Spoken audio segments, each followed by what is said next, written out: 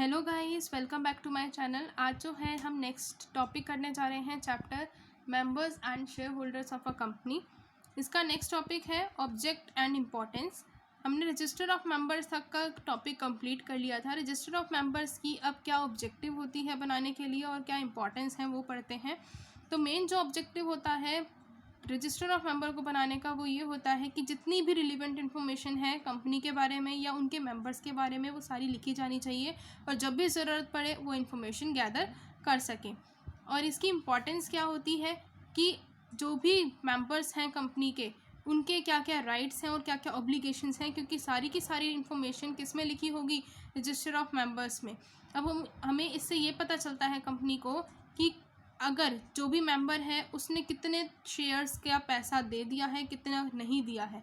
जितना नहीं दिया है वो उसकी ऑब्लिगेशन है और उस शेयर्स के लिए उसके कितने राइट्स हैं, कितना उसको पावर है, तो वो भी किससे पता चलेगा, रजिस्टर ऑफ मेंबर से। तो इस वजह से ये इम्पॉर्टेंट रोल प्ले करता है कंपनी के लिए। उसके बाद नेक्स्ट टॉपिक है, फिर इसमें ये भी बोला गया है कि जो कंपनी है अगर बाय मिस्टेक या बिना किसी नोटिस के किसी भी पर्सन का नाम रजिस्टर ऑफ मेंबर्स में एंटर कर देती है तो वो पर्सन मेंबर नहीं माना जाएगा कंपनी का, क्योंकि उसको कोई नोटिस ही नहीं मिला, उसे नहीं पता कि वो कंपनी का मेंबर है और बाय मिस्टेक कर देती है तो ये कंपनी की गलती है, उस मेंबर की, या हम कह सकते हैं उस पर्सन की कोई मिस्टेक नहीं है। इस वजह से वो कंपनी का मेंबर नहीं माना जाएगा। बट अगर कोई भी पर्सन एक रिटर्न कंसेंट देता है, रिटर्न में देता है कि हाँ वो उस कंपनी का मेंबर बनना चाहता है, तो कंपनी क्या करेगी, उसका जो नाम है वो रजिस्टर ऑफ मेंबर में लिख देगी। और अगर साथ ही साथ वो रिटर्न कंसेंट देने के साथ साथ कंपनी की जितनी भी मीटिंग्स हैं उनको भी अटेंड कर रहा है और रिसीव कर रहा है, जितनी भी उसको डिविडेंड मिलेगा या जो भी उसको प्रॉफिट मिल रहा है वो सारी एक्सेप्ट कर रहा है, तो वो कंपनी का मेंबर माना जाएगा, क्योंकि वो उस मेंबर्स की तरह काम कर रहा है जो कंपनी ने स्टैब्लिश किए हैं, जो राइट्स उस मेंबर के होने चाहिए। यानी वो कंपनी की मीटिंग भी अटेंड कर रहा है, साथ ही साथ जितना डिविडेंड उसको मिल रहा है वो भी ले रहा है और डिविडेंड पे जो प्रॉफिट मिल रहा है अगर वो भी एक्सेप्ट कर रहा है तब उसको मेंबर मान लिया जाएगा कंपनी का। उसके बाद है इंडेक्स ऑफ मेंबर्स। जैसे कंपनी का रजिस्टर ऑफ मेंबर मेंटेन किया जाता है इसी तरह से इंडेक्स ऑफ मेंबर को भी मेंटेन किया जाता है। अब जितनी भी कंपनी है अगर उसकी जो मेंबर्स 50 हैं या 50 से ज़्यादा हैं, यानी 50 हैं और 50 से ज़्यादा हैं, तब उनको index of members banana mandatory होता है। लेकिन अगर कंपनी का जो रजिस्टर ऑफ मेंबर है वो इस तरह से कंपनी मेंटेन करती है कि वो एक तरीके से इंडेक्स की शेप भी ले रहा है, तो इस तरह से कोई भी एडिशनल इंडेक्स बनाने की कोई ज़रूरत नहीं होती है कंपनी को। अगर कोई भी अल्ट्रेशन हुआ है कंपनी के रजिस्टर ऑफ मेंबर में तो वो अल्ट्रेशन भी, अगर कंपनी इंडेक्स बना रही है, इंडेक्स ऑफ मेंबर बना रही है, तो वो इंडेक्स ऑफ मेंबर में भी 14 दिन के अंदर अंदर वहाँ पर भी अल्ट्रेशन उसको दिखाना पड़ेगा कि हाँ कंपनी में ये चीज़ चेंज हुई है। उसके बाद है इंडेक्स ऑफ मेंबर्स जो है कंपनी के हर एक मेंबर का रेफरेंस जो है वो कंटेन करती है, सारी रिलेवेंट इन्फॉर्मेशन कंटेन करती है, जो कि किस में होती है, सारी की सारी रजिस्टर ऑफ मेंबर्स में लोकेट होती है। अब यहाँ पर मान लीजिए कंपनी के रजिस्टर ऑफ मेंबर्स में अगर हमारे मान लीजिए 4 पर्सन्स हैं A B C D, और A का जितना भी रिलेवेंट इन्फॉर्मेशन है वो अगर 2 से लेके 10 तक के पेज में लिखा गया है और इसका 10 से लेके 15 तक के पेज में लिखा गया है, तो कंपनी का जो इंडेक्स होगा वो ये दिखाएगा कि हाँ ये वाले का इतना लिखा गया है, इस वाले का इतने पेज नंबर तक लिखा गया है। और ये पेज नंबर किसके होंगे, रजिस्टर ऑफ मेंबर्स के, रजिस्टर ऑफ मेंबर्स के, जो भी मेंबर का रजिस्टर मेंटेन किया गया है कंपनी के द्वारा। और ये जो है ये सारी इन्फॉर्मेशन कहाँ दिखाई जाएगी, इंडेक्स ऑफ मेंबर्स। ठीक है। उसके बाद है जो भी इंडेक्स ऑफ मेंबर है वो हर टाइम मेंटेन करना है और साथ ही साथ जहाँ पर रजिस्टर ऑफ मेंबर रखा गया है वहीं पर ही इसको रखा जाएगा। और अगर कोई भी कंपनी ये बनाने में डिफ़ॉल्ट करती है, अपने प्रोविजंस को नहीं मानती, इन सारी प्रोविजंस को नहीं फॉलो करती है, तो जो भी कंपनी है या जो भी ऑफिसर है अगर वो इस डिफ़ॉल्ट में इंक्लूड है तो उसको पनिश किया जाएगा with a fine of 50,000 rupees, जो कि 50,000 रुपीज़ तक का होगा, यानी उससे कम का तो नहीं होगा लेकिन बढ़ सकता है 3 लाख रुपीज़ तक का। और अगर ये फेलियर बार बार कंटिन्यू रहा, यानी बार बार ऐसी ऐसी गलतियां अगर वो कंपनी कर रही है या उसके जो मेंबर्स हैं वो कर रहे हैं या कोई ऑफिसर ऐसा कर रहा है, तो उसको फर्दर फाइन से भी पनिश किया जाएगा, जो कि कितने का होगा, 1000 रुपीज़ एवरी डे। हर एक दिन उसे 1000 रुपये का फ़ाइन देना पड़ेगा। उसके बाद है place of keeping in the register of members. अब रजिस्टर ऑफ मेंबर को कहाँ रखा जा सकता है, किस प्लेस पर रखेगी कंपनी। जो रजिस्टर ऑफ मेंबर होता है वो हमेशा रजिस्टर ऑफिस में ही रखा जाएगा कंपनी के, और अगर इन केस रजिस्टर ऑफिस में नहीं रखा गया है, वो कहीं और अदर देन रजिस्टर ऑफिस में रखा गया है, तो उसके लिए एक स्पेशल रेजोल्यूशन पास किया जाएगा, जो कि कंपनी के द्वारा किया जाएगा उसकी जनरल मीटिंग में। और copy of proposed special resolution, जो भी कॉपी होगी उस स्पेशल रेजोल्यूशन की, वो किसको डिलीवर की जाएगी, पहले से ही रजिस्ट्रार को डिलीवर कर दी जाएगी। और अगर कंपनी इस तरह का कोई भी प्रोविज़न फॉलो नहीं करती है, तो जो भी सेंट्रल गवर्नमेंट है वो किसी भी तरह के जो रूल्स हैं उसके ऊपर लागू कर सकती है, चाहे वो उसका डिस्ट्रक्शन करे या उसको डिस्पोज कर दे, वो सेंट्रल गवर्नमेंट की ही मर्जी होगी। उसके बाद है inspection of register of members.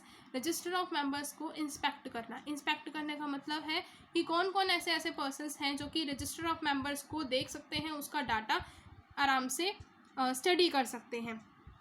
तो जो रजिस्टर और इंडेक्स ऑफ मेंबर्स हैं कंपनी के, वो कोई भी ओपन कर सकता है, लेकिन कब ओपन कर सकता है, ड्यूरिंग वर्किंग आवर्स के टाइम पर। और जो भी इंस्पेक्शन उनको अलाउड की गई है, एक दिन में वो सिर्फ 2 घंटे से ज़्यादा नहीं देख सकता उस रजिस्टर को या उस इंडेक्स ऑफ मेंबर्स को।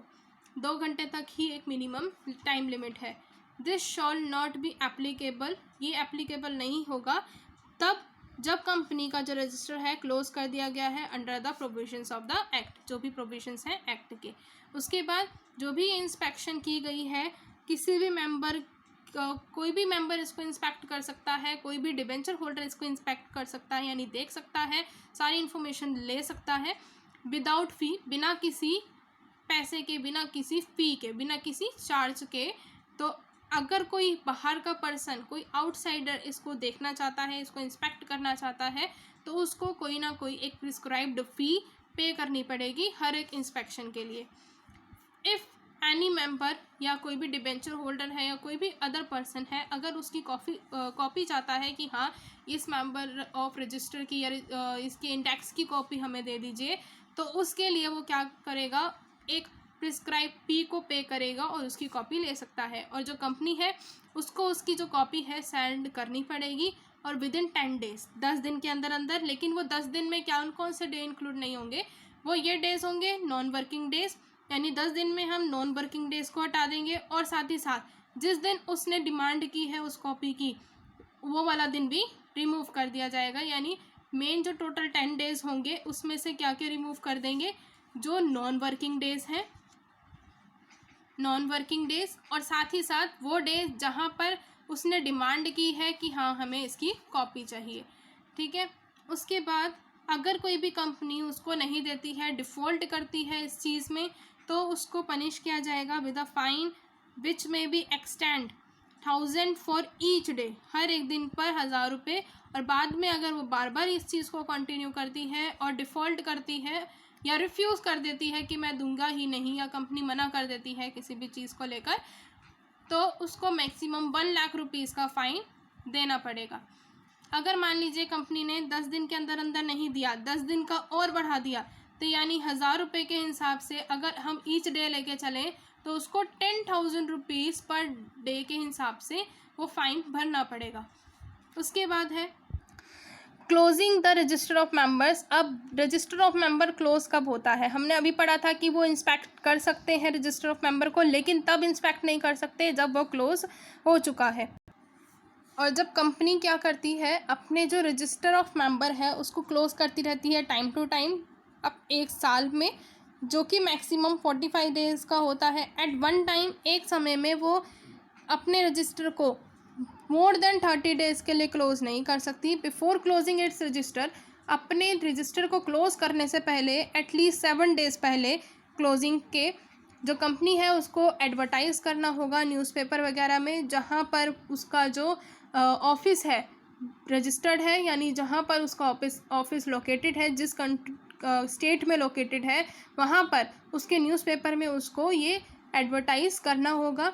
और जो भी कंपनी है अगर ये चाहती है कि वो अपने रजिस्टर को क्लोज़ करे, अगर कंपनी इसमें भी डिफ़ॉल्ट करती है तो जो भी डिफ़ॉल्टिंग ऑफिसर है यानी एडवर्टाइज़ नहीं कर रहा है या कंपनी की क्लोजिंग नहीं कर रहा है रजिस्टर की, इस तरह के अगर कोई काम कर रहा है तो उसको भी पनिश किया जाएगा विद अ फाइन के साथ, जो कि कितना हो सकता है ₹5000 फॉर ईच डे, हर एक दिन के 5000 रुपये।